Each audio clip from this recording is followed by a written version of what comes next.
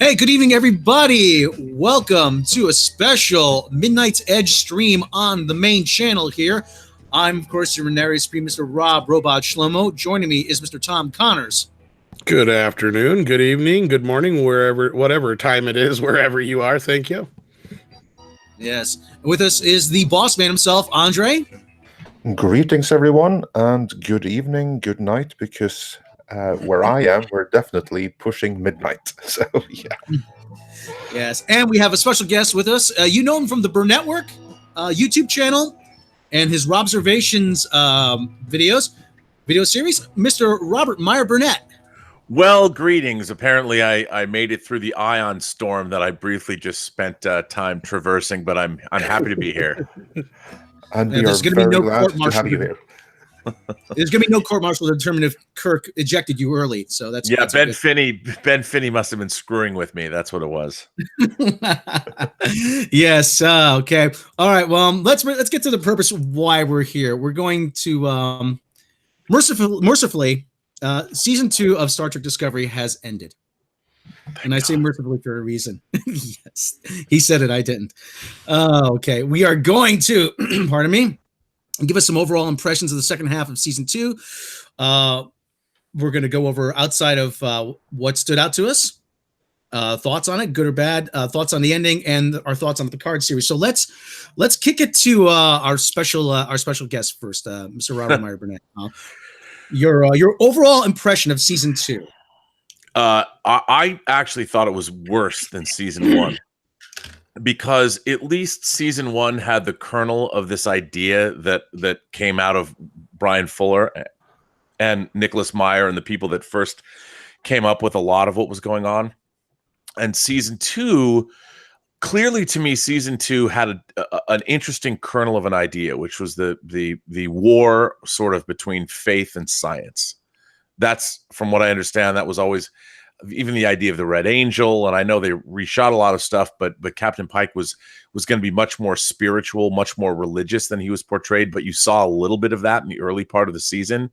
All of that was jettisoned once they had this bargain basement Z-grade Terminator ripoff plot about control, which, by the way, David Mack, one of my favorite Star Trek novelists, wrote a Section 31 novel called Control that had to deal with artificial intelligence. And I if I was his lawyer, I would sue, but unfortunately CBS owns his book. But his book was far more interesting than the 6th grade level. And by the way, when I say 6th grade, I mean 6th grade, and that's insulting to 6th graders, because the AI plot that they came up with in the latter half of the season was one of the dumbest, perhaps most idiotic Star Trek plot lines ever, that rehashed an idea that 30 years ago was already outdated. And yet that's where they went this season. Not a fan of what they did in season 2. I thought it was beneath just about everybody who worked on the show, except the people, all the technicians and even the actors are doing the best they can with what they've been given to work with. But where that show has always fallen down is in the writing staff and the show running staff, the conception of the show. It's as if, has anyone ever watched a science fiction film in the last 30 years? Has anyone ever read a science fiction book? I mean, Kirsten Beyer, who really knows her Star Trek, had moved over to the Picard show, but boy, I don't think there's ever been a Star Trek, or certainly a science fiction show. I think about Automan and Manimal had better writing.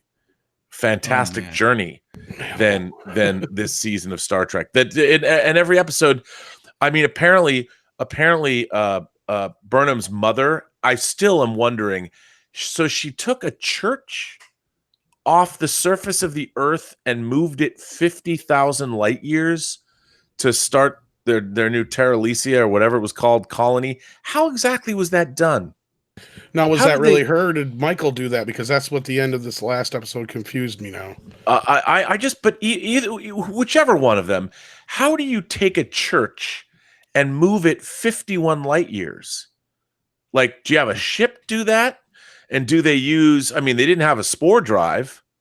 So how did they go 51,000 light years across the galaxy at the time when apparently Burnham's mother only had a suit? Was she able to lift the church? Did she have a spore drive built into her time crystalled suit? I mean, it was, I'm like, are you kidding me? Like, I'm supposed to suspend my disbelief for this? And then they kept bringing it up. Well, you know, I had to create this new. So not only did Burnham's mother move this church. Let me just follow this down for a minute.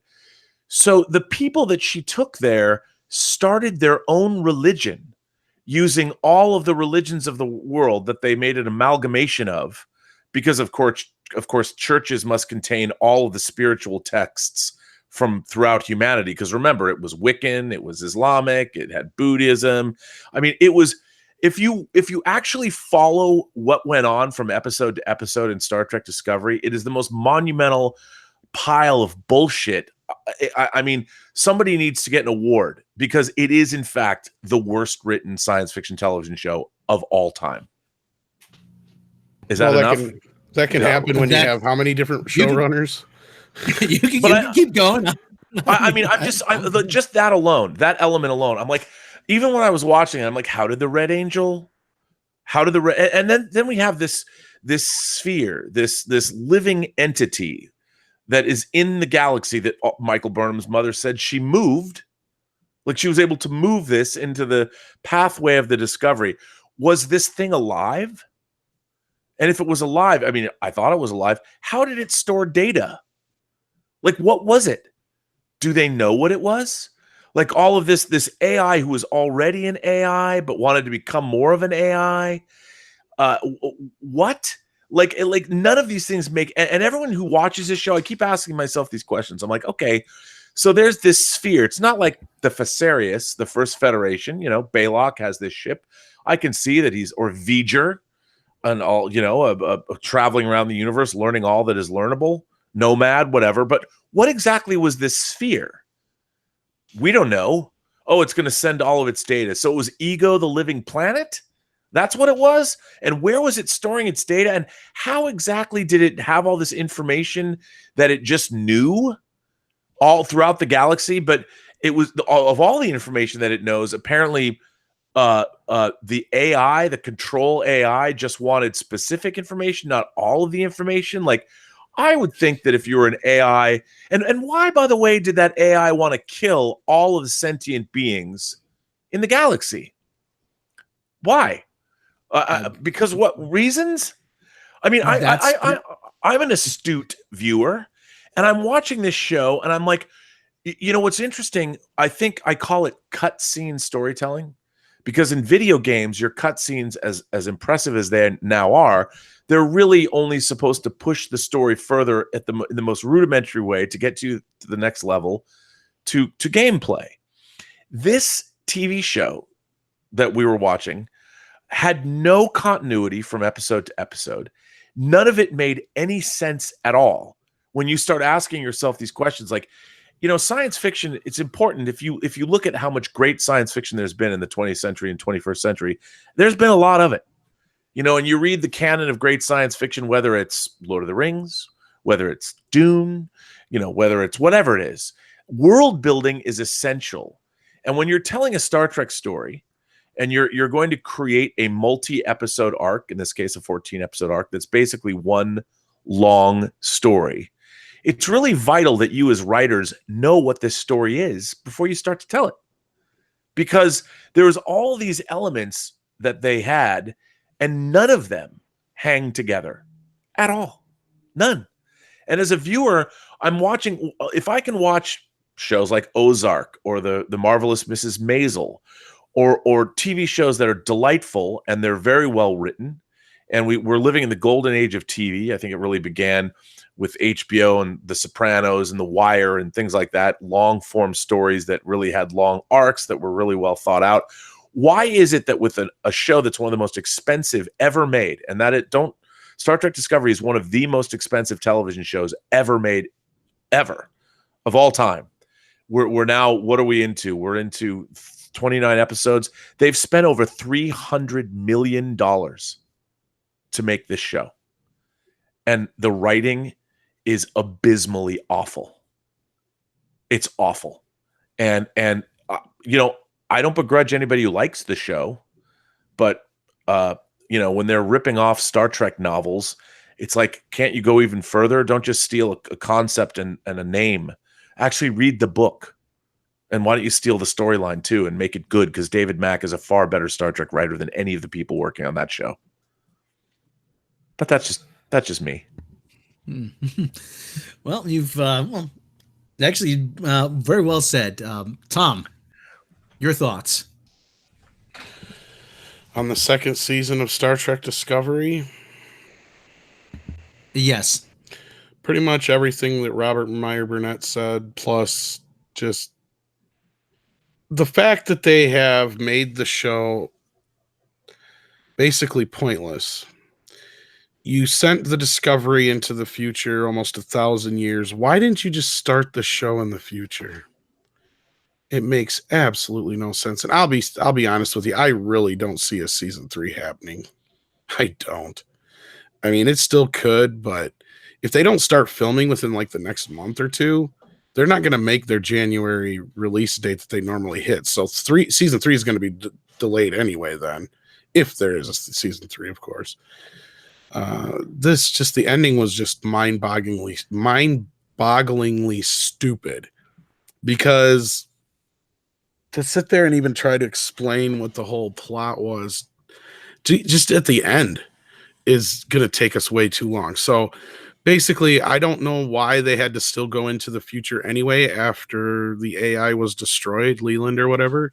That made no sense to me. And just the whole endeavor to this point was just pointless. Just pointless. I don't see what any of this... And how are you going to stop hundreds of people from talking about the situation? Because that's what you're expecting to happen. Yeah, we can get back into the ending of the season. Yeah, later. so like really, this whole second half of the season was just a stupid situation. Of multiple races. Yeah, I don't have much more to say than what Robert said it so well already. So I mean, yes. There's not much I can add to that. Rob? Boy, this whole second half of the season, everything reminds me of when I used to be in an improv comedy group, and we used to do one word story, and we would start, Tom goes to the store, and somebody keeps jumping in, and it seems like they got stuck. And they just kept going. Somebody just kept saying "and" in the writer's room, and then this happens, and then this happens, and then this happens. This has to be, and nobody stopped and said, "But why?" But why exactly? Or how? Yeah, and like I said, which South Park, Matt and Trey, they brilliantly say you're not allowed to say "and then" in the writer's room. You say "however" and therefore. But at the same time, this has to be one of the most mind-bogglingly moronically conceived stories that I've ever seen.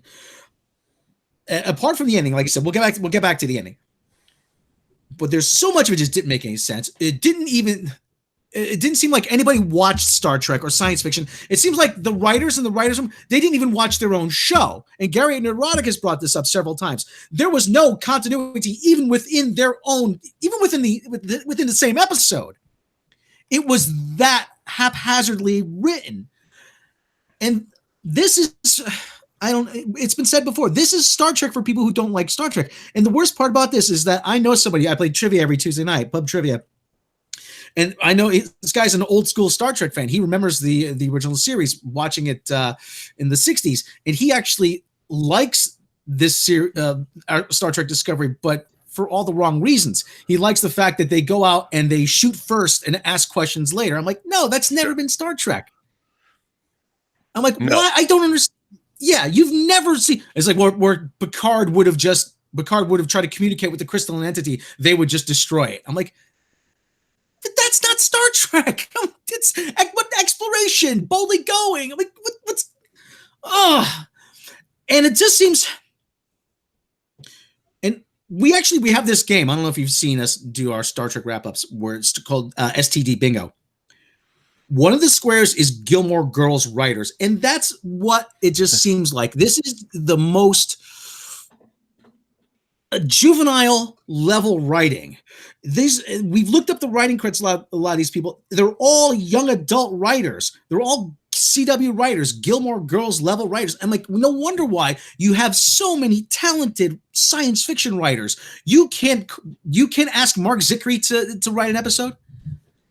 You can't ask Ronald D. Moore to have some input, really, or you can't. I don't know what DC Fontana's doing these days, but I mean, somebody. There are more than enough people to help you, but it just seems like they want to go to the mat. They want to prove they're certain than right, and this is the hill they're dying on, and it's just needless. It didn't have to be this way. Star Trek. That's the most frustrating part. Star Trek didn't have to be this way. But I'm dumbfounded. I'm utterly dumbfounded at how you could do this. And all that talk about writers going to the canon camp? What did you do there? Seriously, what did you do? That was a colossal waste of time. That was just a story that looks like they planted just to get people off their backs. Unbelievable. Andre, please, before I have a stroke. Yes, certainly. Just take a chill pill and relax, and I'll handle this for the next couple of minutes. Usually, of course, I understand why Rob is frustrated, because he's like my chopping block, basically. Like when I don't feel like watching Star Trek Discovery, it's like, Rob, you do it. But now, actually, I've seen the entirety of season 2, and there are some out there that say that it's gotten better. And first of all, I agree with Burnett. If someone likes the Star Trek Discovery, awesome. Don't let anyone change your mind. There's no accounting for taste. So if you like it, good for you. However, I did not. But I do understand those that say it got better in season 2, and certainly towards the end of season 2. What you're thinking about is Captain Pike. He made it better. That's like the one highlight of the series for me, is the presence of Captain Pike, who is the most Star Trek of all the characters there. It's kind of I don't know if it was a shame, but he was certainly also changed in the reshoots, as Burnett also hinted at. He was much more religious before, to the point where he actually got down on his knees and prayed before each battle and big decision. So they pulled that back a little bit in the reshoots. Yeah, he wore a crucifix too. Oh, that too as well. Oh yeah, well, there you go. But in either event, they toned that back, but I still thought that he worked pretty well. The big problem I had with him was that he came in this stunning, beautiful uniform, which is a reworked version of the Beyond uniform. So then he went straight back into that Discovery uniform, although that was outdated. Why were they wearing it? That was another thing that didn't make any sense to me. Why are there two different uniforms? Like, I mean, I get where they're coming from. They had made these uniforms. They're not going to go make new ones. I mean, for the budget. But why do you have two different uniforms at all? Like, it's such a weird, when they talk about canon, they don't even really understand what that is. And you know, you go to canon, if you're going to work in Star Trek, you have to understand that Star Trek is a period piece. It's not our future. It was a future that was envisioned 53 years ago. But it's the future that we have. So I always find it funny that people always say, well, you know, don't you want to go and you don't want to look at sets that look like they're from the 60s. I'm like, you know what? If you took the actual original series bridge, the way it existed for the 3 seasons of the original series, all you'd have to do is take away the buttons and make different kinds of buttons that weren't so the jelly buttons of the original series, and put animation on all the screens that surround, not video holograms, just animation. And through lighting and camera work, the sets would look fine. You know, they would look amazing. And I know that because I've actually shot on one of those recreation of those sets. But that's not the problem of the show. It's all, like you said, Captain Pike, suddenly it's like, oh, there's somebody who actually is from a Star Trek show now that we're watching him. You know, we're watching Anson Mount acted like, I'm like, where's this show been? But then the stories they're telling, ultimately, it's the stories that let the show down. The production values are great. The visual effects are great, despite the fact that I don't like the style of any of it, but they're well done. But it always falls down with the storylines because they would introduce things like that church or like that group of people. And it's like somebody watched the Paradise Syndrome and said, oh, there are American Indians on this planet, so we can just say people were moved to this planet by Michael Burnham's mom or whatever. But they don't understand that even within Star Trek, you know, there were the ideas, if you were to go, well, you know, it was probably the preservers, and they've been put into Star Trek canon. If you go back and you even look like at a TNG episode, The Chase, there's all of these things that have been built up over 50 years. Going to canon camp and watching 10 episodes of Star Trek is not going to help you or understand what canon really is.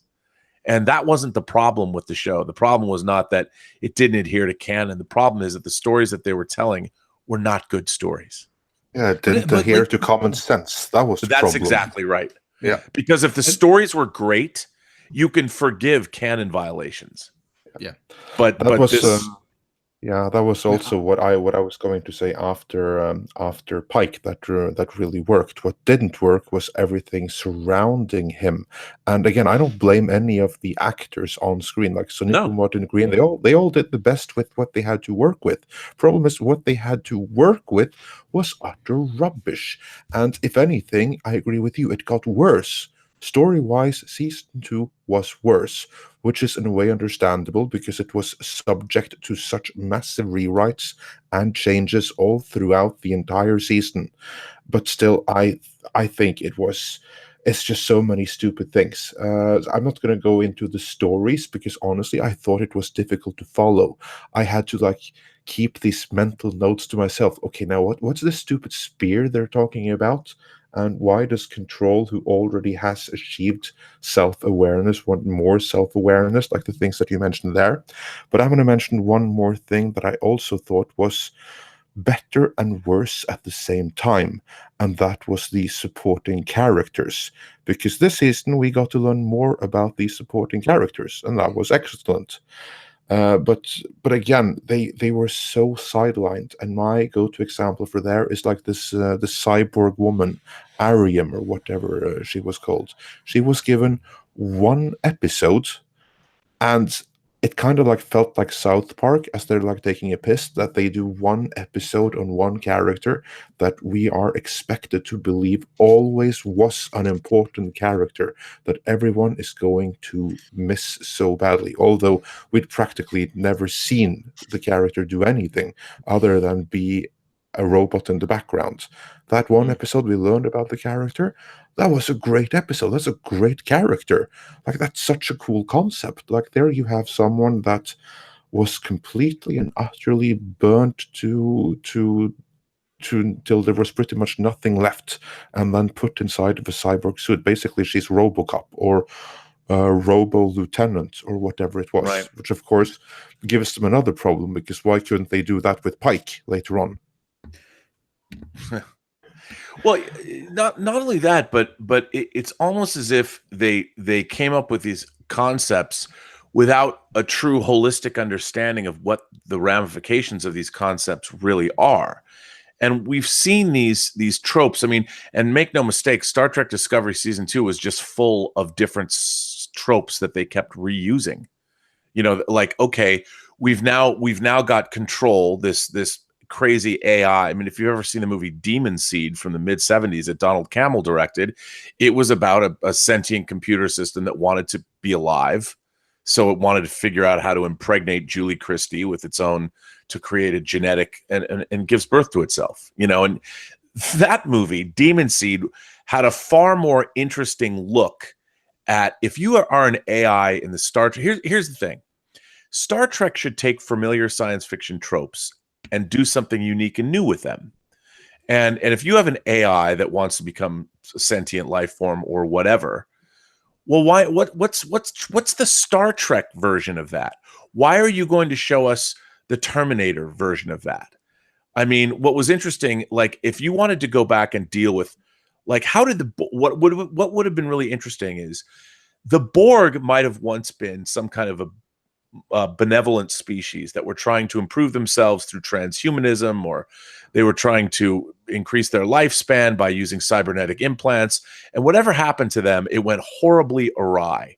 And it gave birth to this hive mind, and the Borg were born. But it could have been a mistake.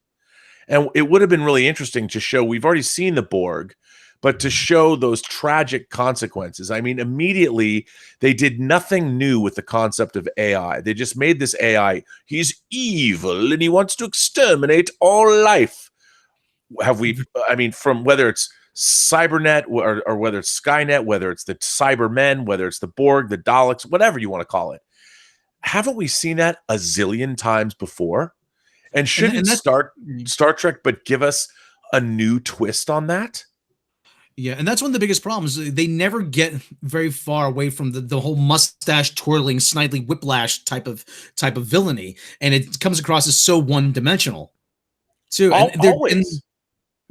And the other big problem is that when I went to university, I went to Southern Connecticut State University. I did study English and writing for a little while. The one thing we had to learn is you couldn't just do something just because you had to have a reason. Okay, and like you were saying before, I'm like the why of it all just is where everything breaks down.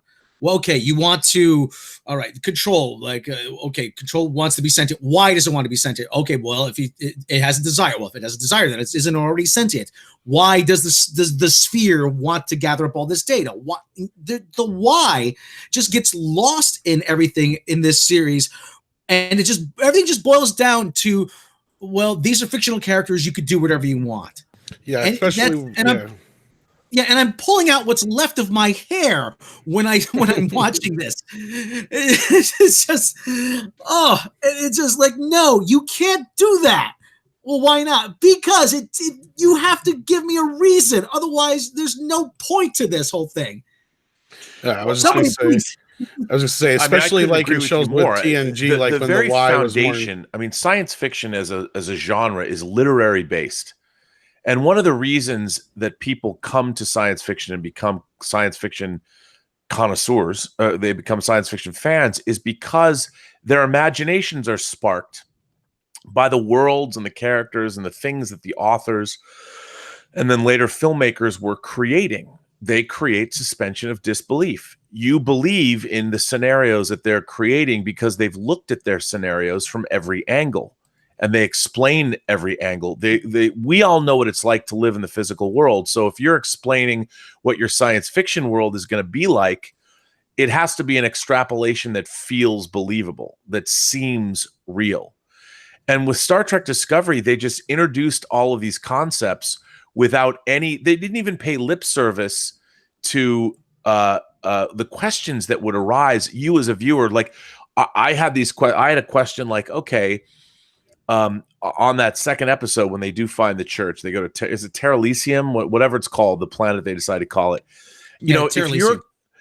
I don't believe as a human being that knows what I know about mankind, that if people were transported to a planet and they think they saw an angel who did it, people from the 21st century, that they're suddenly going to create a religion that is an amalgamation of all the other religions of the world. Christianity, Islam, Wiccan, whatever. I'm like, how does that happen? Do you have all of those people with you that were in the church when it was whisked away? It was clearly in some kind of, whether it was the World War or whatever conflict they're in the middle of, that those people who were taking shelter, there was phaser, whatever was going on when the church was removed. I don't believe, as an astute thinking human being, that a group of people would do that. I did not believe that they would start this kind of a religion, that the church was there. None of that scenario did they make me believe in, because I live in the real world. I know something like that would be really hard. And just because they saw the image of a red angel, what, all these people are going to suddenly be dumb?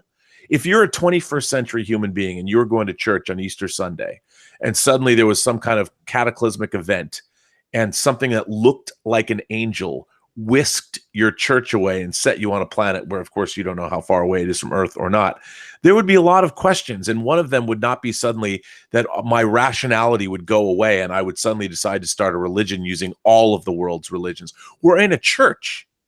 It's not like I was in a mosque. I would think that if an angel whisked me away from a church, that means our religion is probably the real religion because we were the ones that were saved.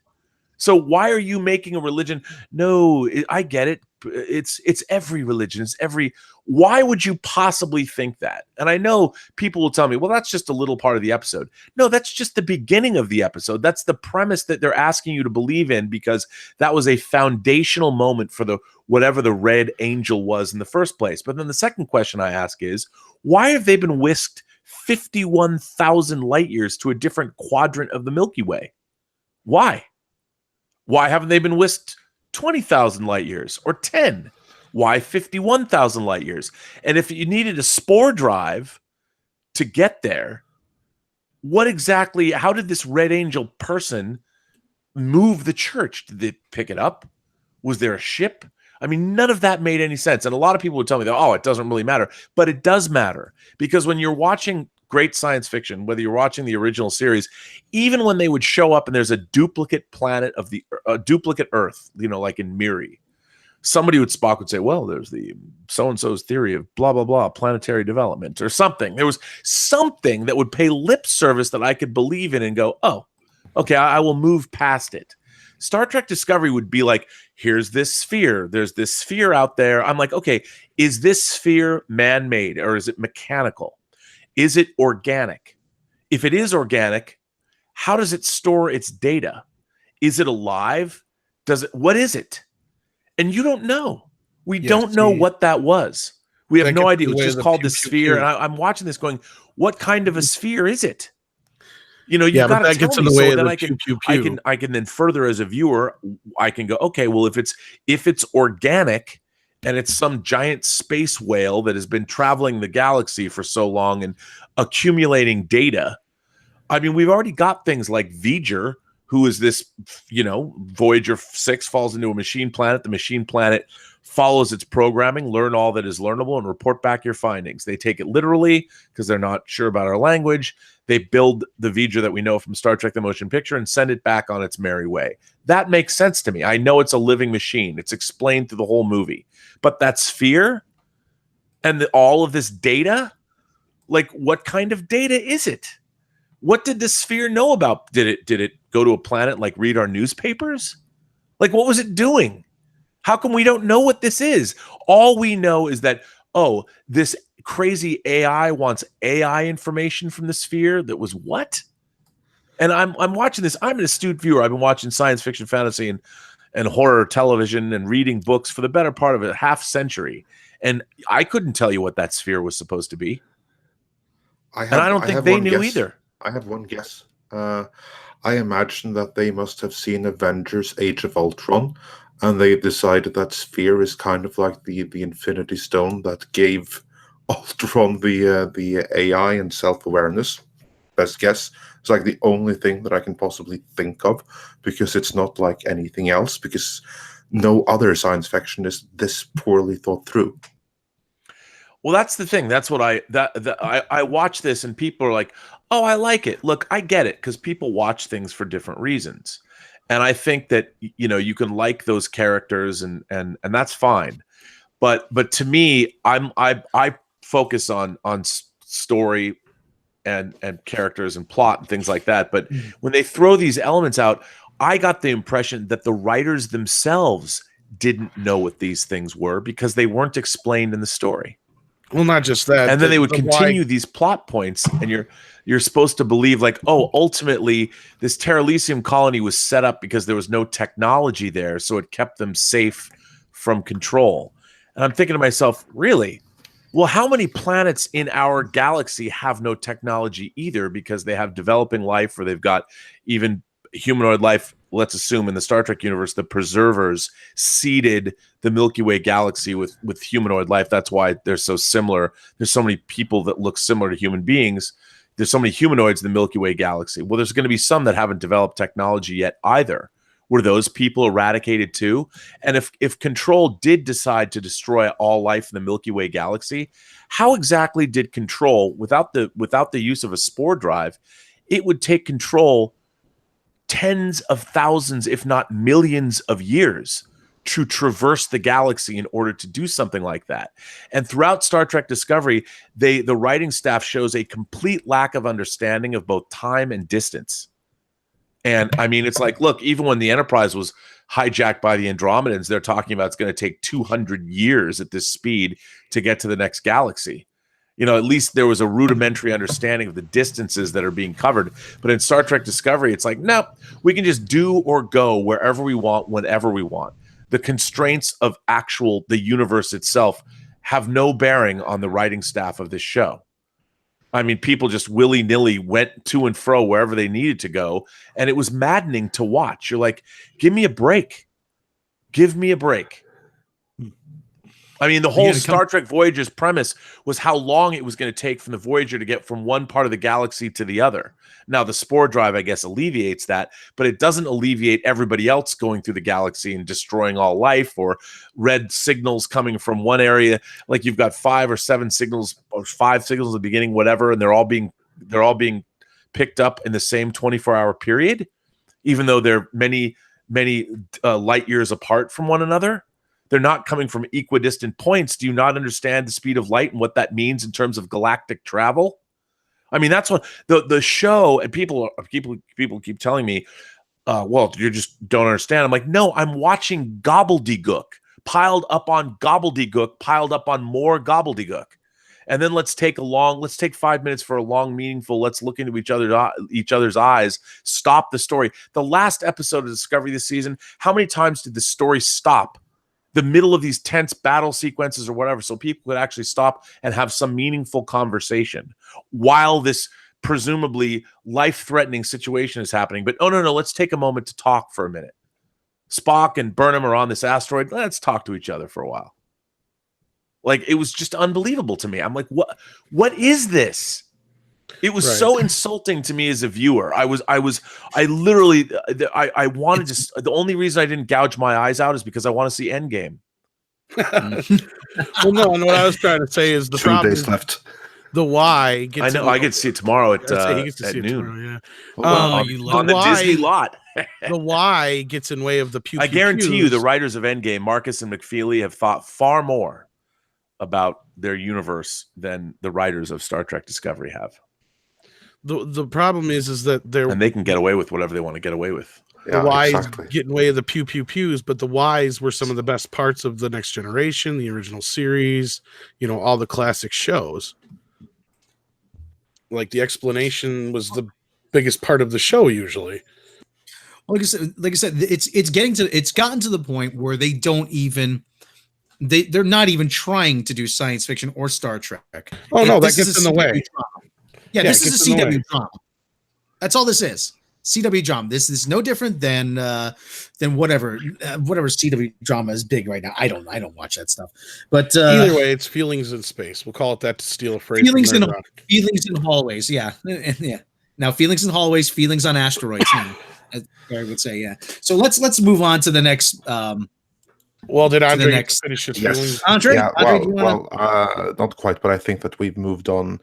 We've covered the nitpicks and all the things that we didn't like within season 2 quite adequately enough. However, there obviously were many open questions throughout season 2, and we were promised that by the end, by the season finale, all the questions would be answered and the series would line up with canon. Of course, this was something that was initially going to happen over 7 seasons or something like that. but that was now changed to happen by the end of the second season. So how do we think that they managed to do that? Was the second season finale the problem solver and the mysteries answered the way that we all wanted? Ask everybody in the chat right now to go ahead and turn in all their smartphones and go back to a flip phone. I mean, I know I should be more, because that's basically what they're but asking. No, I mean, first of all, did you ever get a sense that there was a Starfleet or an Earth, or that there was anything going on in this universe other than the Discovery flying around trying to solve all these problems? I mean, what's really interesting. Oh, sorry. I'm sorry. No, I got the sense that it was just the entire universe had one focal point, and it was Michael Burnham. That's it. She was the alpha and the omega. Everything revolved around her and how she could solve whatever problem she was in that came up in the week. It was like there was an episode of Futurama where Fry wrote a comic book about a character called Delivery Boy, and he just kept adding powers as the plot needed to be, and that's what this felt like. You're just adding whatever you need to the story to make it work, and it just became more ludicrous. And every question you answered just gave us more questions. Well, yeah, I mean, I don't understand. They correct me if I'm wrong, but Control was destroyed. Yes. Philip Empress Georgiou destroyed Control in the Discovery Spore Chamber. So yes, why did they have to go into the future? That's what I was saying. Yeah, because reasons. I don't know. Well, I mean, this is to me is a huge problem. I'm watching this as a viewer. And the antagonist, the mustache twirling antagonist, was destroyed, gone. And their reason for going into the future was to keep their information from this AI from getting out. But that AI was destroyed. I watched him destroyed. He's dead. And then they still had to go into the future. Like nobody said, well, hey, Control's destroyed, so I guess we don't have to go into the future anymore. Isn't that what we saw on the show? Yes, it's pretty exactly much, yeah. what was. Yeah. So that's what why I are thought. they going into the future? That's what I said. That's what I was saying. I really have come to doubt my own intelligence and sanity because of this show, and yet no one seems to have a problem with that. I mean, I know some people like us have, but I'm like, again, you're telling this story.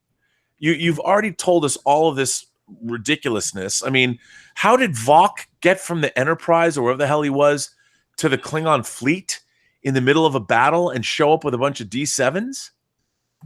Like, how did that happen? How much time took place from the previous episode? Like, you're talking interstellar distances that need to be traversed. And this is something that's been a problem. I mean, if you ever want to go back and drive yourself crazy, do this. I love telling people to do this. In Star Trek 09, take a stopwatch, right?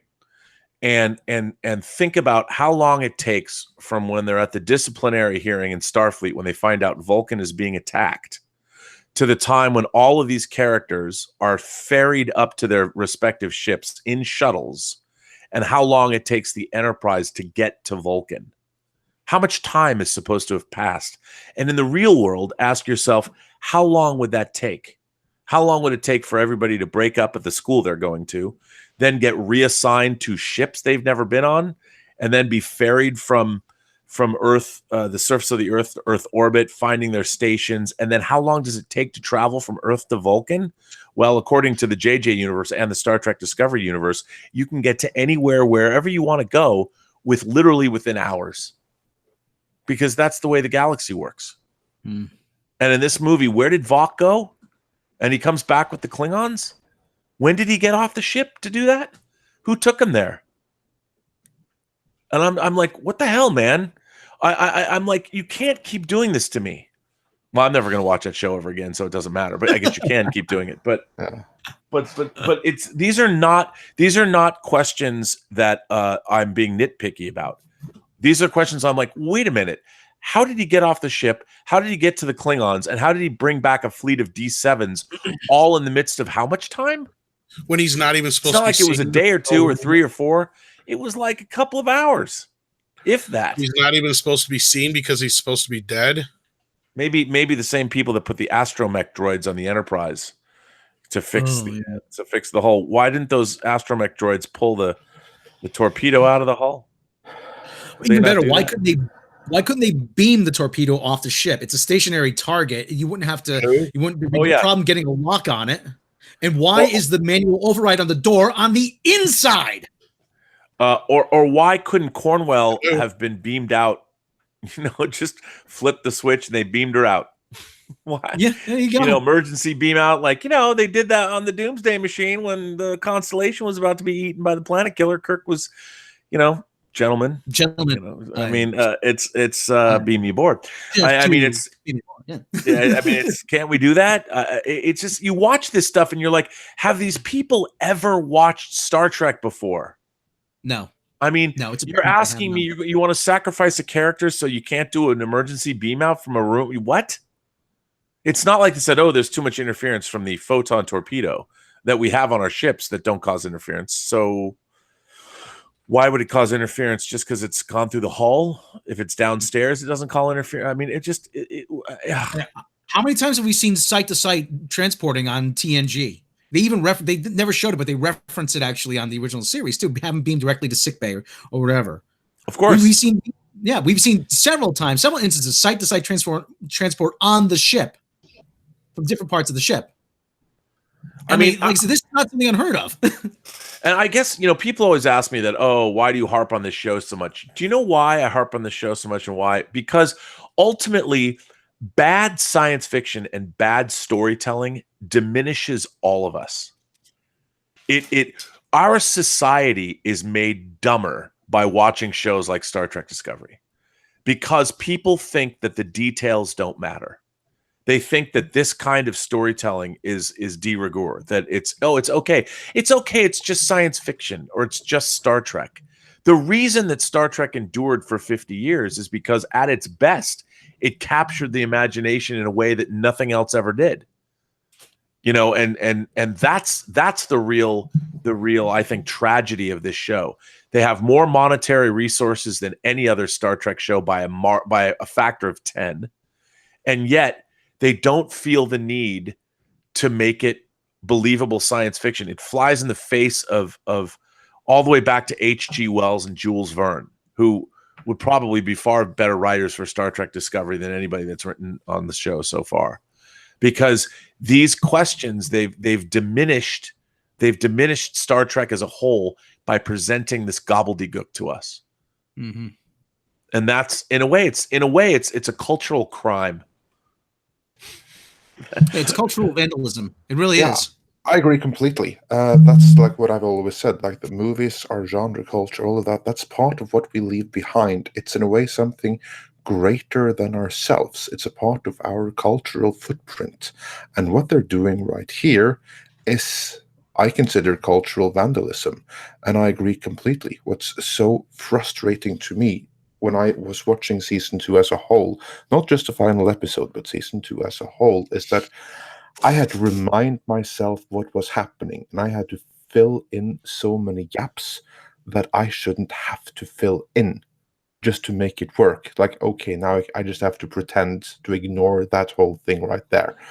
So, and there were many things right there, as you pointed out here. But let's try to focus now on the final episode and their solution to canon and to everything, which was basically, although it was completely redundant, as you point out, Burnett, that Control was already dead by that point. They still went into the future, which I also thought was really, really stupid. One person had to sacrifice him or herself, and then the entire rest of the crew decided that this person is so awesome that we're effectively going to die from our loved ones just out of loyalty. I had a real issue with that someone made that call on behalf of the entire ship, and everyone was so willing to basically just die. They're not going to die, but from the point of view of their relatives and those they leave behind. They might as well have. But anyway, so the entire Discovery got sent into the distant future to clear up canon, and Spock decided that we must never ever speak of this again under threat of court-martial, which I thought was very out of character personally. And the entire rest of Starfleet decided to roll back their entire technology by decades at the very least. Kind of like us deciding at random, just skip all our smartphones and let's go back to our Nokias, basically, I guess, would be the closest equivalent. What do you all think about that? Rob, let's begin with, or Robert Meyer Burnett, to be sure, since we have two Robs here. I'm sure you have some thoughts on this. Well, I mean, first of all, so why, if you've got a spore drive, why are you going to get rid of that? Like, the reason we didn't hear about a spore drive in canon because no one's going to speak of it. What does the spore drive have to do with going into the future? Like, it wasn't like everybody who ever worked on that spore drive was only on the Discovery. I'm sure it was based on the research of many, many different people on probably many different worlds. So why do we never hear of the spore drive again in Star Trek continuity? It'd be the spore drive. First of all, the dumbest idea perhaps to appear in science fiction, certainly to appear in Star Trek. But it exists, so let's go with it in the context of the show. The spore drive would be the single most important invention in any spacefaring race ever has discovered, because it would allow you to go places and further than you could ever go. So why would you ever accept the fact that what does the spore drive have to do with control? Nothing. It just happens to be on the Discovery. Well, so let's build another ship and put a spore drive on it. We know it works.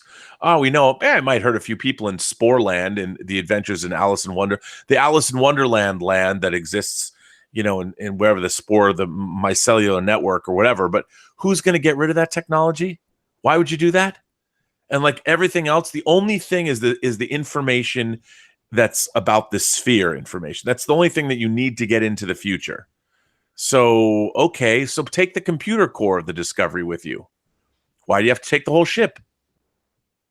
I mean, it doesn't, none of it made any, that idea, how does that make any sense at all? And if it's only Michael Burnham that needs to go, everybody else gets off the ship and you pilot it from the Enterprise. You pilot the Discovery automatically from the Enterprise. You take over its command codes, and you fly the Discovery into the future with Michael Burnham and send her away forever.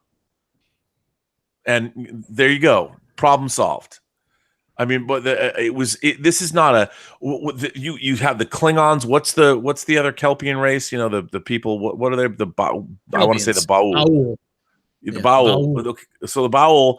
So you got the Klingons and the Baul. Are they also being deposed by Starfleet Command? Are they supposed to keep everything quiet? Oh, we don't know where the Discovery went. It just blew up. I mean, no, they all knew they had to get Michael Burnham and the Discovery through this rift. We had to go Enterprise see it. We had to yesterday's Enterprise it and get it through that rift. That's all that mattered. I mean, it was again, these kinds of things I'm asking myself, why do you have to do this?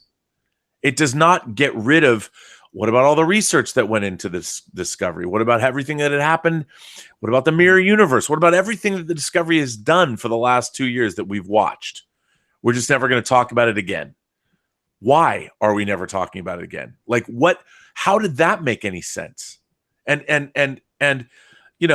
Section 31. Look, can we talk about Section 31? Section 31 was scary because in Deep Space Nine, it existed in the guise of one man.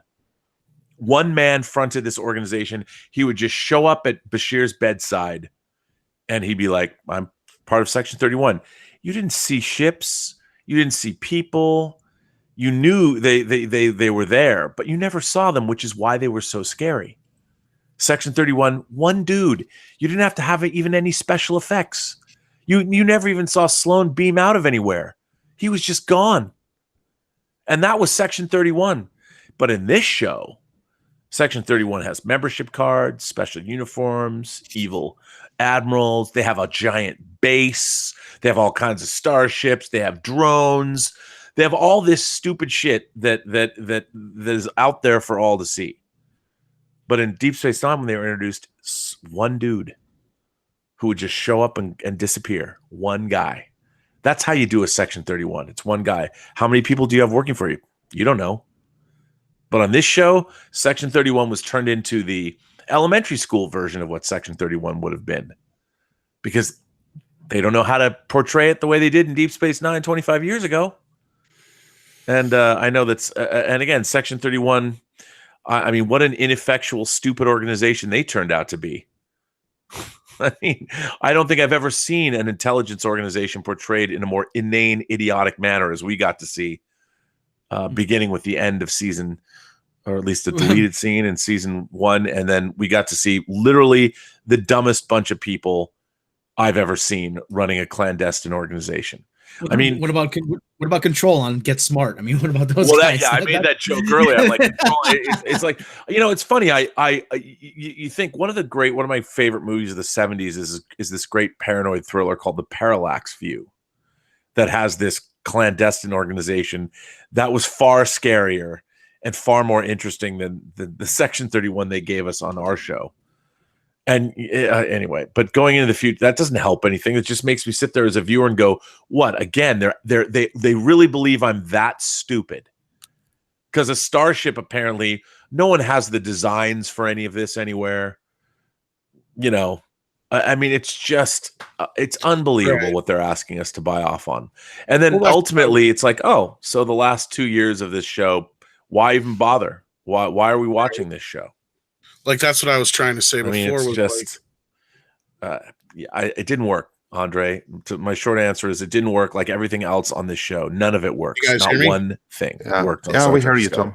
Yeah. Okay. Carry on, Tom. Your thoughts. Well, I was trying to say earlier, I don't know if anybody could hear me or not. I was popping in and out there because I couldn't tell. But, it'd be like trying to ask everybody who's in our chat right now, because there's hundreds of people, which is the hundreds of people on all these different starships, plus some, to like basically turn in your smartphones, and here's a flip phone. You got to switch back and never talk about the smartphone again, no matter what anybody says. And why was Tyler on that ship and all that kind of crap? I mean, you guys probably covered a lot of this stuff already while he couldn't hear you. So, it's just the ignorance and the whole idea of, oh, we're just never going to talk about it. That's what cleared it all up. That's how they fixed everything. That's how they made it work. It's like, no, that's not how it works. I would have been more apt to go with one of the endings that we had predicted that were even, they were crazy, but they would at least made more sense. You know what I mean, Rob? Like the time travel, different dimensions, all that kind of stuff. Yeah. Any of it would have made a heck of a lot more sense than what we got. Yeah. Who was it? It was Doomcock. He would, was it Doomcock that said just to have Q sitting there by Picard's bed, and as Picard wakes up, you see Jean-Luc. The future and the past are more terrifying than you could possibly imagine. Then that fixes everything, and then that leads into Picard. I don't even want that, because then that makes it even more real. Just let's not talk about it anymore. I don't know. Yeah, but like you said, Robert, you bring up a great point. Like, everybody's supposed to be quiet, and if all these people and Mecha Random's in our chat, she said, all the people though who were killed in the Klingon War, the tens of millions of people that were killed because of Michael Burnham. What about that? I mean, people have loved ones that they've lost. I mean, and there's service records, and there's really. Hundreds of thousands, if not millions upon billions of people and different species are not supposed to talk about any of these incidences just because. That's like expecting to happen in this. The makers of the show are expecting to happen. Yeah. That's like trying to. Yeah, that's like trying to tell everybody to forget about the Kennedy assassination or 9/11. I'm sorry, this is Janet Jackson's boob. It's already out. You can't put it back in. It's done. It's over with, and that just aged me very badly. If anybody doesn't know the Super Bowl reference I'm making there to when Janet Jackson had a wardrobe malfunction. This entire show is a Star Trek malfunction. Sorry. Anyway, I'm done. Yeah. Well, I at least I know why they did it. Why they did what they did. Well, not specifically why they chose to take that course of action, but why they had to tie everything up as neatly as their abilities allowed them to. Of course, that's the key problem right there. Because look at all the things that we've discussed, all the problems with season 2, and season 1 for that matter, basically it's just filled with problem after problem and plot hole after plot hole and inconsistency after inconsistency. And it's the very same people that delivered all of these scripts and all of these stories that were tasked with from high up, at least this is information that I have been told, that over the course of season 2, very early on, higher ups at CBS, they had seen the numbers, they knew what was happening with CBS All Access, they had gotten the feedback, and apparently the order that was issued was unfuck this mess.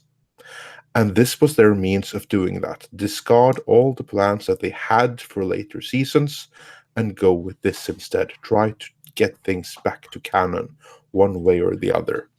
And this was just a way that they chose. Send Discovery far, far away and pretend it never happened, have everyone else agree to roll back their technology and agree to never talk about it again. And all of the logical problems with that, well, we, the audience, just have to ignore, like all the other logical problems that have been the entire series. The question that I have for you guys, though, is how excited are you for season 3, seeing Discovery now 1,000 years into the future? Robert Meyer Burnett, I know that you have a real short answer to that one. I don't care. Like, I don't,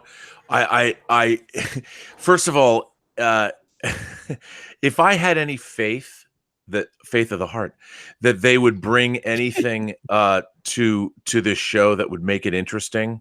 Like, for instance, if you're going 1,000 years in the future, that means you have to show us then how has the Federation and how has the universe evolved in that amount of time. If I had any faith that the people working on this show could even conceive of something that could be that interesting, I would be like, okay, but they can't. They literally, there's nothing in the writing staff's background to make me believe that they know anything at all about what perhaps the Star Trek universe would look like. I don't know if you guys have ever seen this, but back in 2006, Bryan Singer, Chris McQuarrie, and I came up with an idea for a Star Trek series. I'd convinced them that we should pitch a Star Trek series. And our idea was... From the Star Trek beginnings? No, it's called Star Trek Federation. And you can find this. And Star Trek novelist and TV writer Jeff Thorne wrote up our idea. And our idea was very undefined, but it basically was like, what if we went 1,000 years in the future? And the Federation was sort of old. It was not what it used to be, and that the rest of the galaxy had changed. Like, Klingons had undergone a reformation, and they were like warrior mystics. Vulcan and Romulan had unified. The Cardassians had changed. Like, the whole galaxy had changed. And the Federation was just old, and most people had pulled away from it. There hadn't been, the age of exploration was over. And how would that be? And it was, you can find the outline. It's been reported on. The outline's available online. I have it too, if I can send it to you. But we did that in 2006. And I was like, that's interesting. In terms of, and it's detailed in terms of where the Star Trek universe was going to be at that time. And I was actually told, somebody told me early on a couple of years ago, actually, they said, your Star Trek, you might be surprised at where they're planning on taking Star Trek Discovery. And now I know why I was told that. Because I said, hey man, if you're going to go rip off David Mack's Star Trek book Control and not give him any credit, his Section 31 novel, why should I be surprised? I mean, they plundered the whole idea of the spore drive, I'm sure came from Dune. And the idea of the tardigrades. They're like, tardigrades. Oh, there's somebody who did this already. I mean, it's not like and by the way, I'm not accusing anyone of saying it. I'm certainly not doing that. But it's not like, it's not surprising to me that the Discovery went 1,000 years in the future, But I don't have any faith that they're going to do anything interesting with it. Tom? Because... Oh, sorry. Yeah, we finished. Carry on. No, I'm done. Yeah, okay. Yeah, no, just to kind of even go off of what you were saying before, Andre, it would have made more sense if they would have went back in the past and stopped Discovery from ever being made in the first place. maybe then that would have slowed down their technology and it would have made more sense and it would have caused a ripple effect for everything to be the way it should be. But no, they're still trying to get us to go, okay, it makes sense. We're buying it now. We understand. That's why nobody talks about it. No, you still have a million other problems piled on top of a million other problems, as I think was said earlier too. So here we go. Should I care about season 3 of Discovery? So we're going to have a bunch of people who are fish out of water in 1,000-year future. That's it. And then nobody's going to ask questions of where the hell did you come from? All of a sudden, I mean, even if the Federation's still around, don't you think that, they would try contacting them or something like that? Or they're just going to sit there and cruise in space, or what are they going to do? I mean, really, are they going to try and go underneath the radar? What are you really going to do 1,000 years in the future? It made no sense, like Robert said earlier, to have all those people go with her. Yeah, they're trying to pull the whole, Star Trek thing of whenever Kirk goes, you don't have to come with me. You could all get in a lot of trouble for this. And they're like, so that's yeah, I get what you're doing there, but that doesn't work here. It doesn't work here. It's just, this whole thing just makes no sense whatsoever. And I really could care less, Rob. Yeah. Where do I begin? This season was excruciatingly bad, and for season 3, it may end with me driving a spike through my head. It is that horrific. Okay, listen. If I didn't have to watch it for the channel, I most likely wouldn't watch it. Thank you, Andre. Ditto. So, Ditto. Yeah, that's the problem. I don't care about any of these characters into the future. So why should I care about watching season 3? I could care about any of them. Yeah. Care. Like I said, there's no real reason to either, and nobody is going to say to themselves, "Yeah, oh geez, we're stuck here in the future." Yeah, thanks a lot, Michael. Everyone's going to be so glad just to be, we're just so glad to be here with you, Michael. I just know that's what's going to happen. I just know it. God, it's what could they possibly? And I guarantee you, Alex Kurtzman and Michelle Paradise and Akiva Goldsman are sitting there patting themselves on the back, saying, "Oh boy, we really tied that up with a nice neat bow," and and yeah, congratulations, you wanted to unfuck this mess. You've actually fucked it over a whole lot more. But I am not anxious to see where they go with this. As for me, I'm anxious about one thing, and that is, are they going to do the one thing that I'm afraid that they will do? Tom, you said that, what are they going to do 1,000 years into the future? And of course, that's true. They will likely have no jurisdiction, they have no family, they have no friends, they're literally relics from another era. So what are they going to do? Start policing the galaxy as it is then? No, I'm afraid that what's going to happen, I don't know this. This is no insider rumors or anything like that. This is just my own speculation. But what I'm deathly afraid that they're going to do is that they're going to come 1,000 years into the future, see that there has been some kind of cataclysm, or the galaxy is otherwise some horrible place. Yeah, well, we'll see. And then they want to go back in time and try to fix things. That's the thing I'm terrified of. Thing that Picard's supposed to deal with, right? That's the fan theory going around online. I knew you were going to say that, Andre. Actually, I wasn't afraid. Well, I don't know that there's going to be a Picard link. I'm deathly afraid of it. I hope that there won't be, but I wouldn't be too surprised if there is. Speaking of Picard, let's round up the Discovery discussion for right now and do some super chats. We've received quite a few, and then we'll move on to the upcoming Star Trek series. How about that? Yeah, that sounds good. Yeah. Tom, you want to take the super chats, or? I lost them all when I bopped out, so if somebody else has access to them. Yeah. Give me one moment, and I shall find the super chats. I have a number of them here, actually, while you're trying to find the rest of them. Bronze Division, $5 super chat. Longform Orcs started with BBC shows and then Babylon 5, and the best sci-fi shows. American networks like HBO and Game of Thrones took their cues from that. Oh, okay. Interesting. Well, I still don't watch Game serials and theaters had them before that. Yeah. I still don't watch Game of Thrones and book And radio series too. show, Yeah. for that matter. Mark C. Sung Ricky Nelson. Hello, Mary Sue. Goodbye, plot. Sweet Mary Sue. We're so in love with you. Okay. We owe the state Ricky Nelson 3 cents. Jaegerbomb, $5. Is it just me or is Discovery sexist against men too? I hope Picard never sees the light of day with what they have in mind for him. Nitpicking Nerd actually was watching his channel, and he did say that they do seem to go out of the way to show all the technicians are women, and they do make a lot of men like Captain Pike seem incompetent in order to make Michael Burnham and other crew members seem more heroic or whatever. Yeah, I noticed that in the again, like I don't want to make this political, but I noticed that like in the either last or second last episode that you had like this one dude doing something technical and he couldn't do it. Michael Burnham had to go and do it for him instead. Yep. But yeah, anyway, let's not get too caught up on that. I think that you missed one, but it's a related one.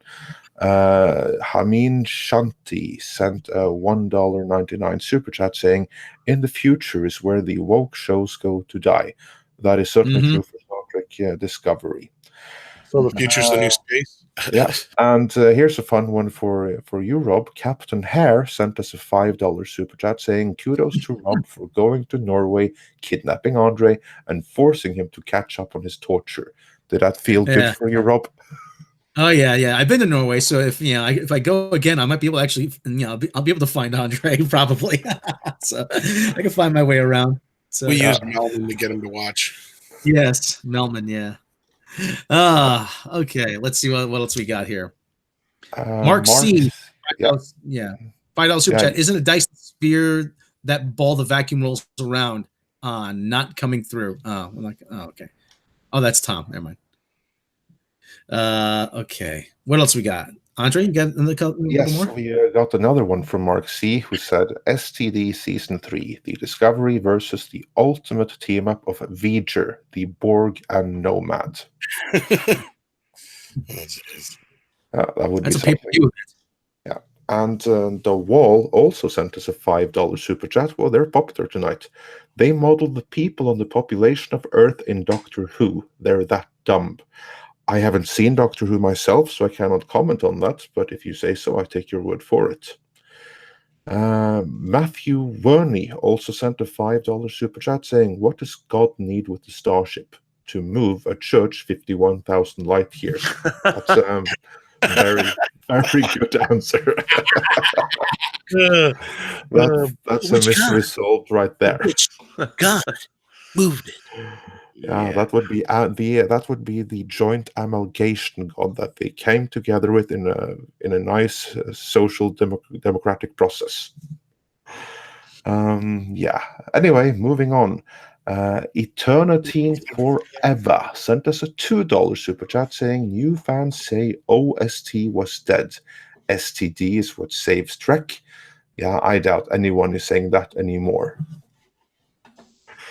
And Adam Wofford sent us a $2 super chat saying, "Section 31 is poor man's version of the Shield." I like the Shield. I want to see that revival. I hope that Disney will get that made. They probably won't, but yeah. And Death Ray Bargain Bin sent us a $5 super chat saying, "It's funny that they rendered the last 2 seasons completely pointless in their last-minute retcon." Yes, that's indeed. Yeah. That's indeed funny. Everything that happened in Discovery is now completely pointless. You can never have ever seen that series, and you'll be better off for it. That's literally true. Good point. And finally, I think this is the final one. Tito Jorge sent us a $2 super chat saying, "Kurtzman has said this frees STD from canon." Here we go with freeing from canon. That's what they did with the Kelvin timeline movies, where they freed them from canon in the first movie, and then they spent the rest of the movies complaining about canon.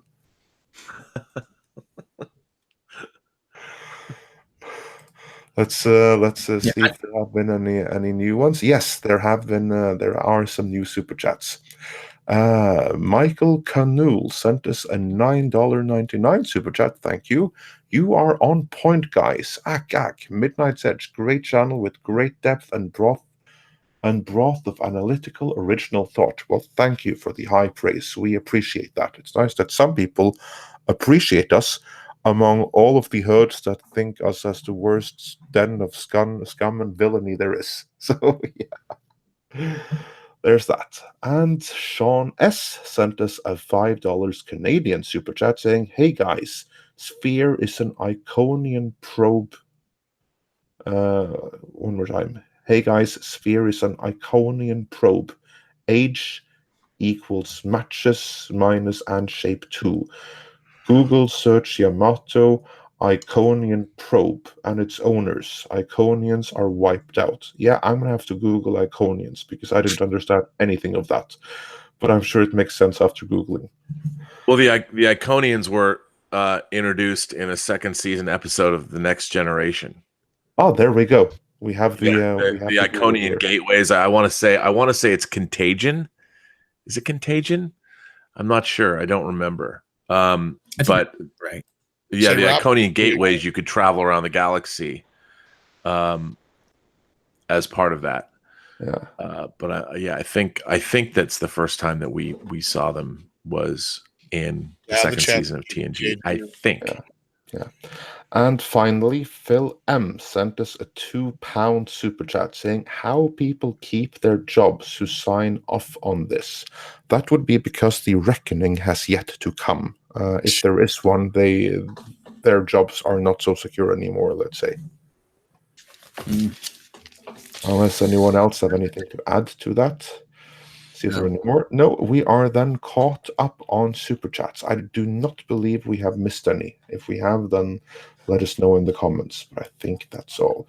So now then, let us move on. Before we get into the Picard series, or the Section 31 series, which is really, really, really early in development and shouldn't have been announced, something that it was on the eve of the debut of Discovery second season. I wonder if that had anything to do with it.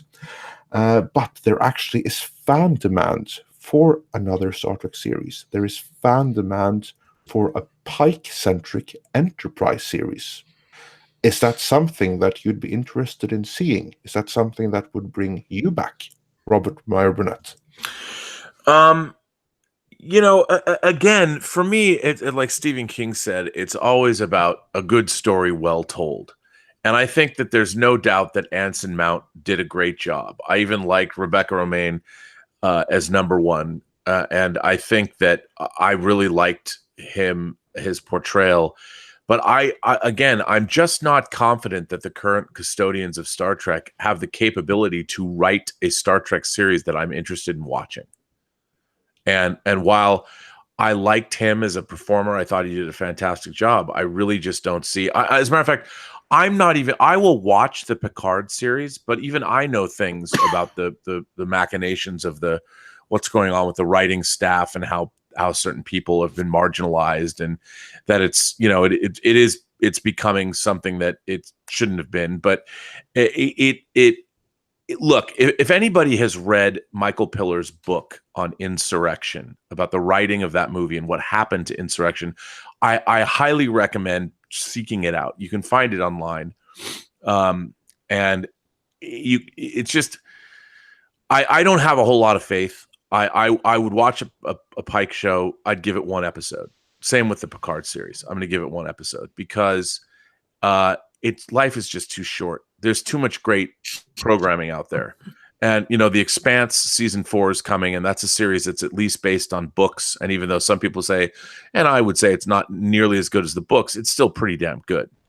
And I find my time is far better spent watching things that I'm known for being positive about things, but Star Trek has been my religion, and I just don't think the current stewards are capable of writing a Star Trek series that I'm interested in seeing, or at least a Star Trek series that I'm interested in watching it, but that won't piss me off and really cause myself to become a cutter or do other bodily harm.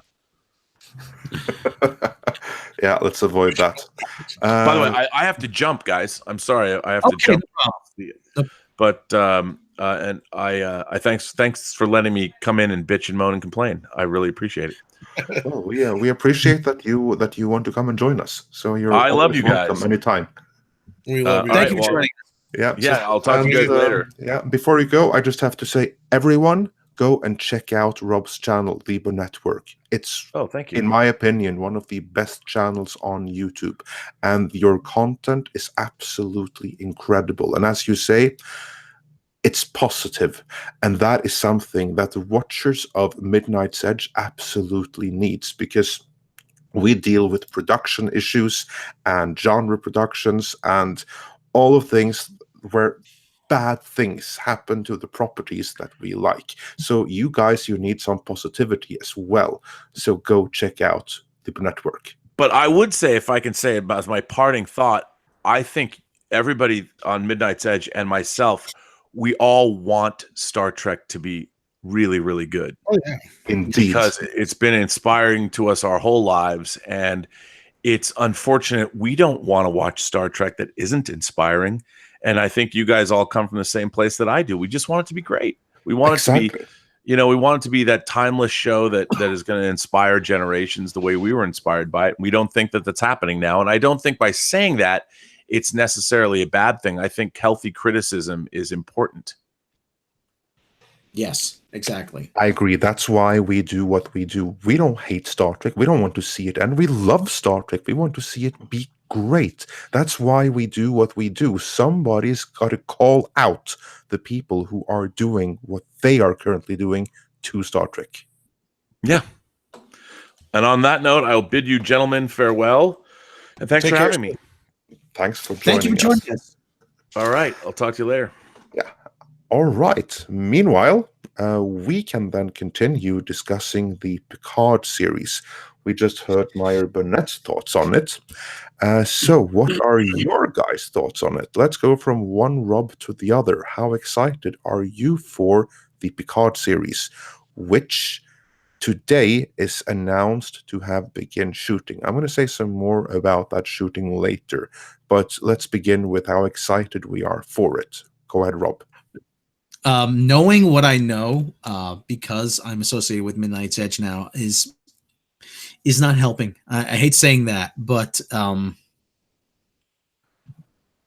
I would be more excited if it was another creative team. I don't trust these guys.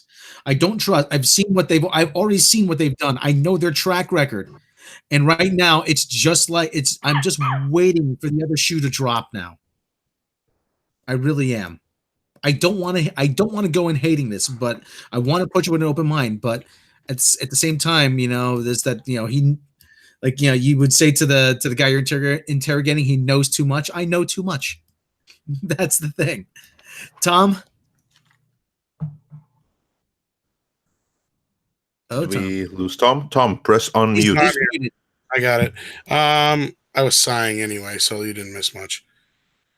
I want to be positive about this because Picard is one of my favorite characters, if not probably my favorite captain. It's always a struggle between him and Kirk because, they're both just so awesome. But frankly, with everything we know, like Rob just said, and what I know of the people that are in charge, I have to have very little faith going in, because if I don't, I know already I'm probably going to be disappointed, but if I go in with like some massive, like, oh, this might be as good as, it used to be, I'm going to be disappointed. And it's sad because we've had so many great things come back, like Cobra Kai and a few other things that we have talked positive about, for instance, that it's sad when stuff like this is in danger. It is. It's really in danger of being destroyed. And a lot of people are pulling, hashtag Jake Picard. Well, that's very, very, or John Luke Picard. That was another new one I just saw from Dr. Meatball. That could happen. I mean, I don't want to see that happen to another character that I love so much. It's almost like I wish I could ignore it if after the first show I see it's like a nope, but I know that's not going to happen. Yeah. Andre?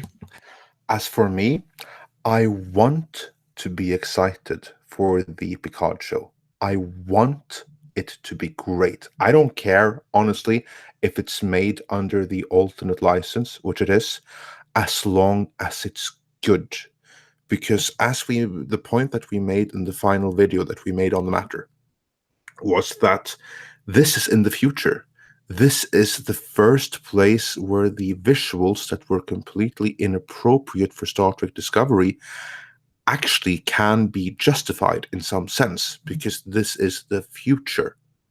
Or rather, it's the present, but it's the future relative to where we saw them last in Star Trek Nemesis, that they have gone in the Discovery direction since then. Yeah, that can be justified, so I don't have an issue with that. What I would have an issue with is if we get the same kind of nonsensical storytelling that we're getting, or that we've gotten so far in Star Trek Discovery. That I would have an issue with. That is what I am deathly afraid of, that we're going to have the same kind of inconsistencies, the same kind of just missing logic, that things don't make any sense, that you have to fill in gaps that you shouldn't have to fill in yourself just for the series to make sense, from not even from one episode to the next, but from one scene to the next. That is what I'm afraid of in the Picard series. There are story aspects which are controversial. They've been covered on other channels. Hell, we've alluded to them with all the Section 31 badges that we've had in the Picard-centric videos. Even that is something that I can live with, as long as the story is good and it gives the Picard character a good, I'm not going to say send-off, but that it treats the character with respect, and that it treats the audience and the franchise with respect. But seeing that this is made by the same basic people that gave us Star Trek Discovery, I'm afraid. I'm afraid that it's going to be Discovery version 2.0. I certainly hope it won't be, but that's what I'm afraid of. So I don't know what you think in the comments. Do share your thoughts on all of that. However, as some of you may have heard today, there was a tweet. Actually, it was an Instagram post from Michael Chabon, or however it's pronounced. I've actually only seen it in writing. I've never heard it pronounced, so I don't know. It's Chabon. Chabon? Okay, cool. Chabon. Yeah. Chabon. Anyway, Chabon, he basically announced on his Instagram that the Picard series is now shooting. And then he sent a picture as well, one which I was lucky enough to be able to screen grab, because he deleted that tweet or that Instagram picture shortly afterwards, where basically he indicated that production started on the Picard series today. You will remember that it was supposed to start last Monday, but it didn't due to the rumored conflicts between CBS and Secret Hideout over the designs and licensees who aren't supporting the current designs. But it would appear that they have moved ahead with the designs as they are. What do you guys think about that? Are you excited for the Picard series now apparently being in production? Rob? No. No, it just tells me that they're knowing what we know, and like we said in our last video, they have one of two paths to walk down. It's become apparent we know which path they're choosing. And this is the hill they've chosen to die on, as the saying goes. And that they, all else be damned, they want to be certain rather than right.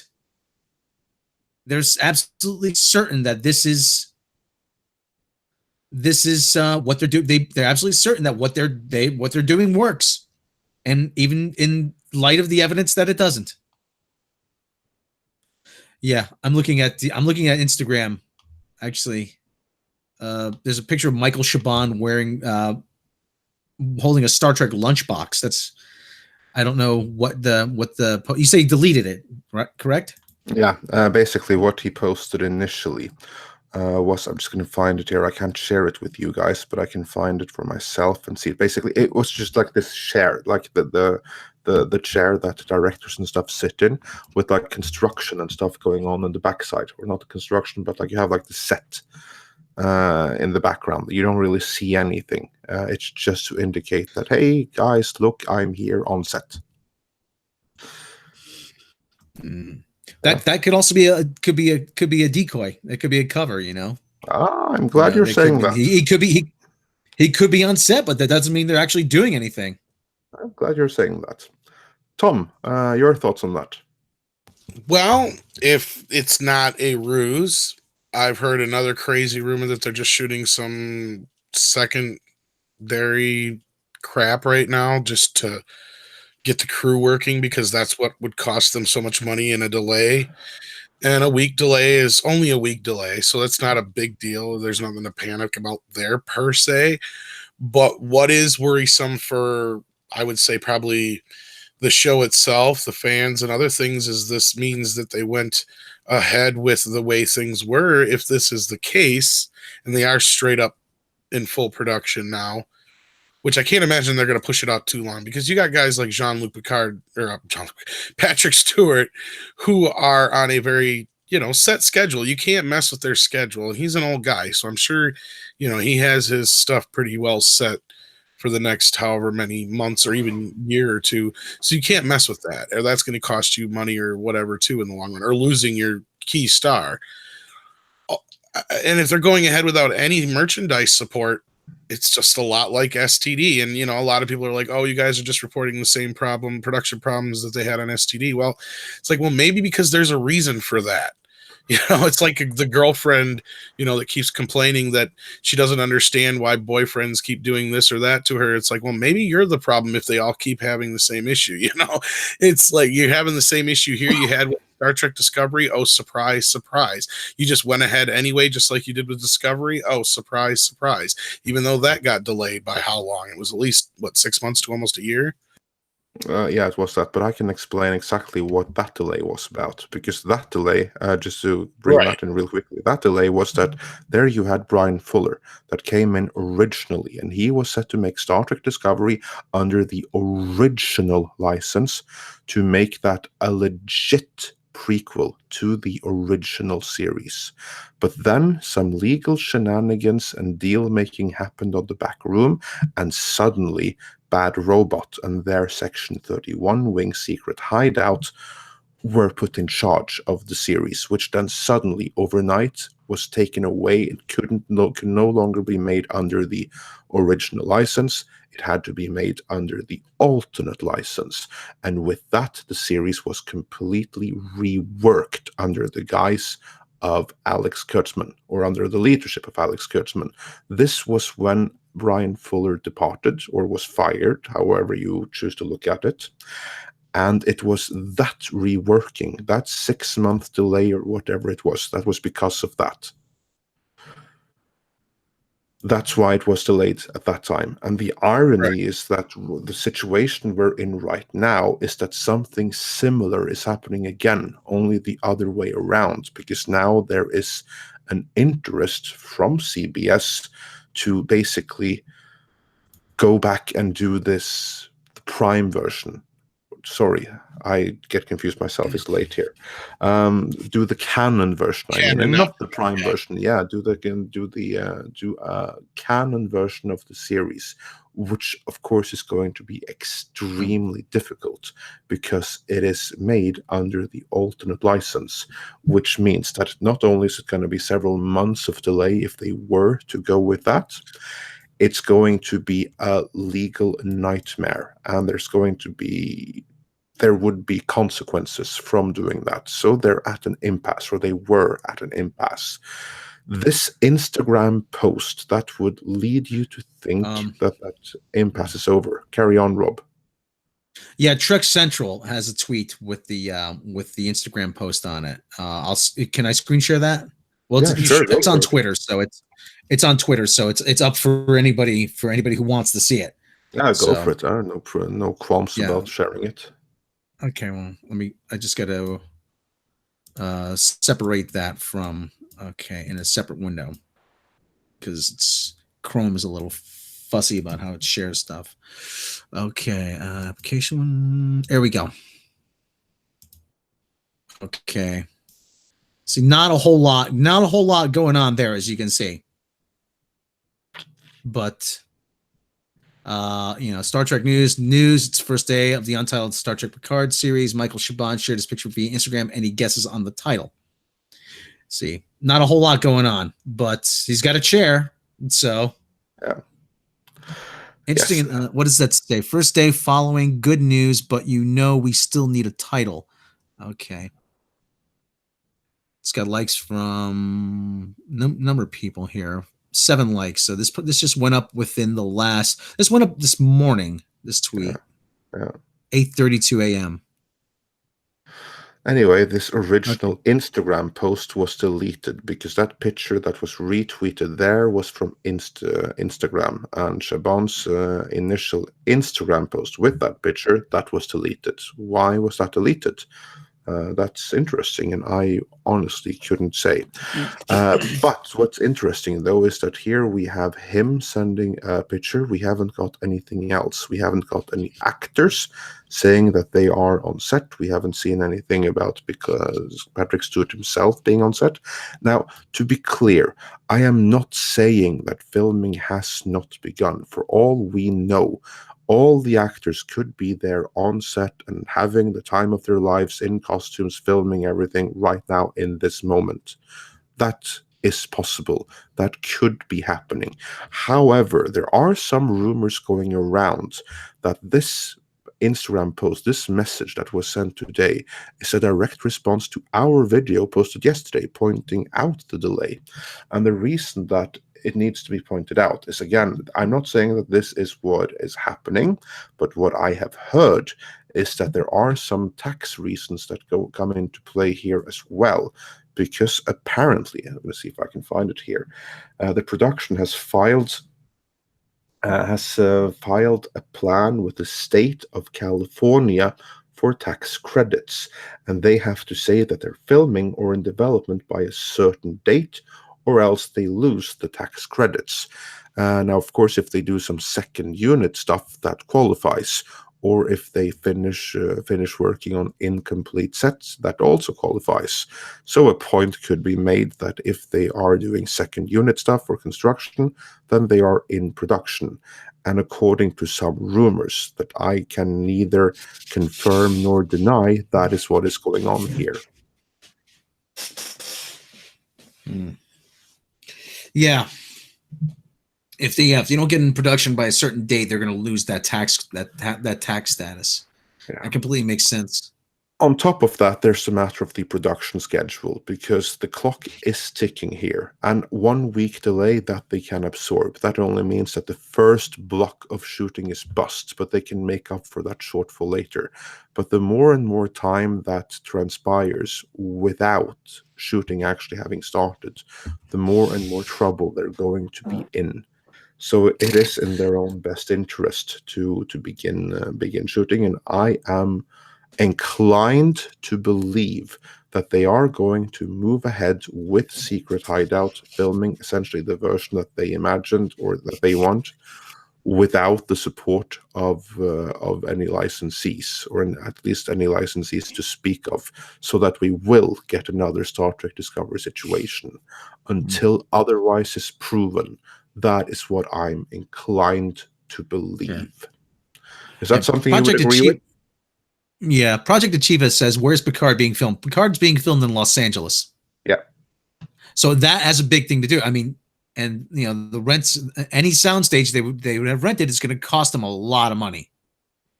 If there's a delay, they're going to have to pay rent on that. That's another thing. That's another reason why they want to get this going. Like, I mean, certain things like Discovery, not such a big deal. Yeah, you had some bigger name actors involved, but not to the caliber of, Patrick Stewart. Again, this is somebody who is not only an actor on the show, but a producer. So he's getting paid a lot of money. You have investors involved, and if they're going to try and make the I think it's what they're planning on bringing it out in December of this year. Is that the plan? Yeah, they said by the end of the year. Yeah, that's the plan. You got a long ways to go, baby, because special effects ain't cheap and take time. And unless they know what they're doing, they can't get started. Well, if they start the next couple of weeks, they'll be fine. They'll make it for December. It's not like a dire straits thing, but it's like if they really are just kind of, oh yeah, we're started, but we're not really started, and you're going to overhaul a lot of things, then the clock's ticking. Just like I said on season 3 of Discovery, if we don't start hearing something here pretty soon, clock's ticking. We're not going to see it anytime soon because these shows take a while. An average show takes anywhere from 6 months to a year, to basically put together sometimes, and especially a big show like this, where you've got tons and tons of special effects and stuff and sets to build and costumes to make, etc. Gary over at Nerdrotic said the budget is going to be $400 million for the Picard series. That's what his source. That's what his source is telling me. Yeah, that's the same. That's the same that I'm hearing. It's going to be incredibly expensive for them, and that is why the series is not going to be cancelled, and it cannot be pushed back for too much. Because those 400 million, if they don't proceed on time, I'm not going to say all the 400 million, but a good chunk of that is going to be lost simply by delaying production by too much. Damn the torpedoes, full speed ahead. I've never said this wasn't going to happen. If anything, this was the only show of the 20 they've announced that was going to happen because everything rides on this. This is make or break it for CBS All Access This is too big to fail. That's the thing. So this is moving forward no matter. Yeah, and that's what I've said the whole time is like with Patrick Stewart involved, this train's already on the tracks. You're not stopping it now. Not without a complete fucking disaster. So excuse my language, but yeah. And we have nothing to indicate that there's any kind of disaster like that going on. Nothing at all. I'm not too worried. I'm only worried that once we get into the show, they're going to interject stupid shit for no good reason or cross over with Discovery for no good reason. And it's just going to feel like The Last Jedi all over again, mixed with Star Trek Discovery, and it's just going to be just soul crushing. I'm sorry. Go ahead, Andre. No, you go first, Rob. I was about to say though, I'd be willing to lay even money. If I were a betting man, I'd lay even money that we'll see. Because we don't, like I said, we don't know exactly what's going on with the. He could be a commandant of the academy, could be older Picard, but I guarantee you, I'd lay even money that we will see a reference to Michael Burnham. We'll see outside Starfleet Academy a statue, or somewhere, or in memoriam of USS Discovery, Michael Burnham, or something like that, or we will see a Picard reading a book, about a biography about Michael Burnham, or but about they're not supposed to talk about her, Rob. Did that ever stop? Did that ever stop them from adhering to any kind of internal continuity before? No, they may have. They'll actually have the crew show up, or if anything, they will at most and at worst, in my eyes. If you want to at least get me to cringe the least and be like, okay, that was the worst it's going to get. That's fine. Is they have some passing reference to? Are you referring to the Burnham that is? Wink, wink, not supposed to exist. And then, the USS Michael Burnham will show up at some point. That actually brings us to a super chat that we received, because let's see who it was.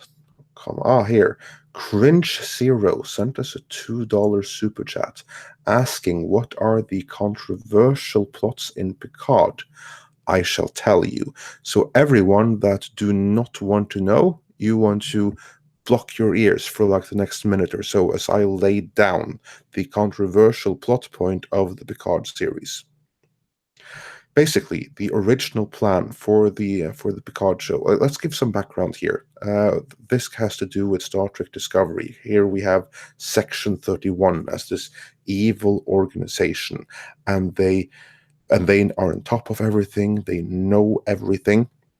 And you mentioned Burnham. Burnham now officially never happened. She's like off limits, classified knowledge. But Section 31 would know of Agent Burnham. And this brings us straight to the Picard series, because there is a Section 31 link to it. And it has very much to do so with Picard. As Patrick Stewart has been saying, Picard is a very, very different, changed character. But what he means by that is that the character is no longer the idealist he once was.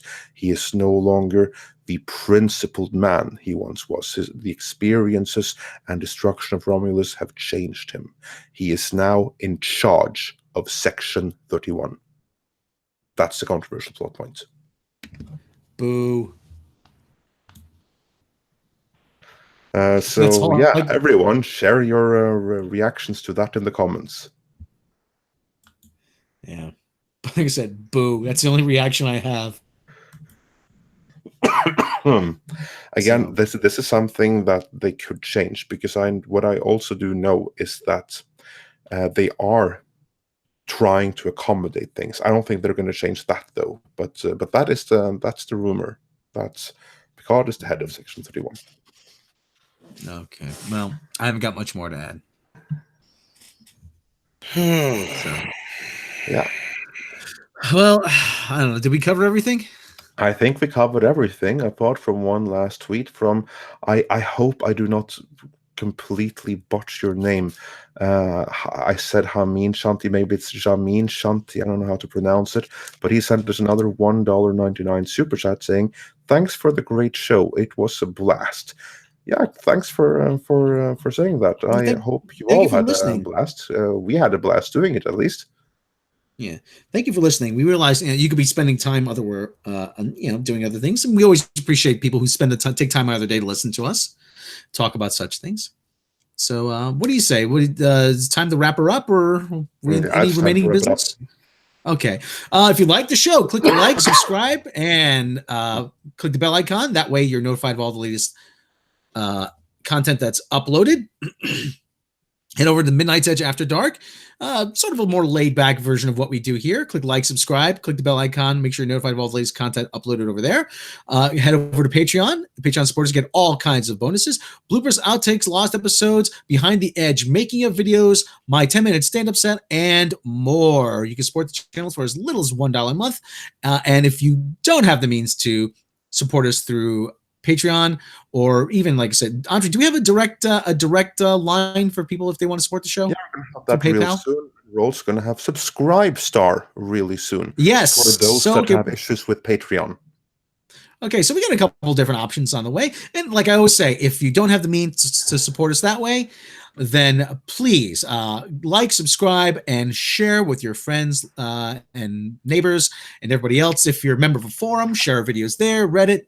Just share the living hell out of this, because as I always say, we cannot do this without you.